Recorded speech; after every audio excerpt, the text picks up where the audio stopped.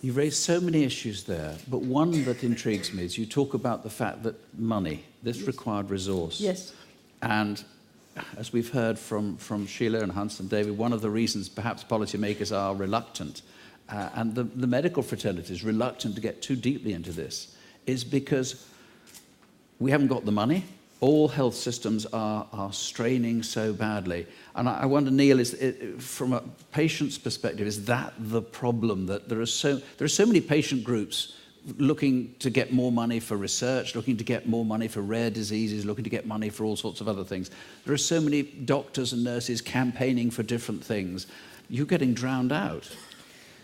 Absolutely, and I'm one of those people who's regularly haranguing policymakers that they should do more for people with chronic pain, rheumatic diseases, etc.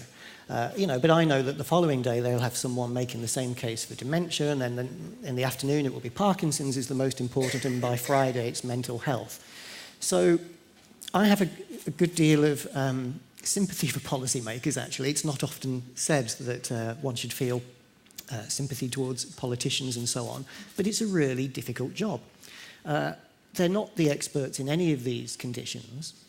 We really need an ask of them, I think, a volition to support, to create a framework in which the real work has to be done by the kind of people who are in this room.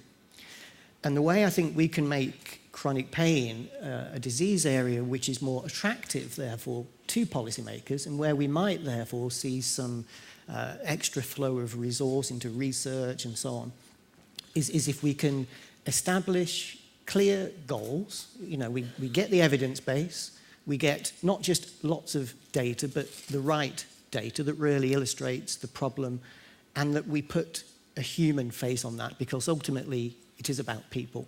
But more than anything, we offer solutions, and we offer to do the work which will get us to those solutions.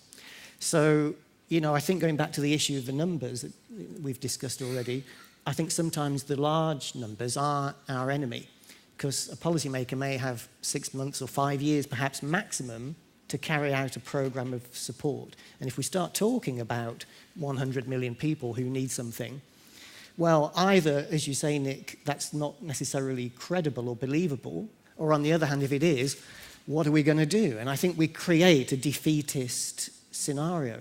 If we can be more focused on those cohorts of people where the pain is more severe, and where there are more specific solutions which we can deliver, then you begin to tell a story with the potential for a happy ending. Make it feasible, make it doable.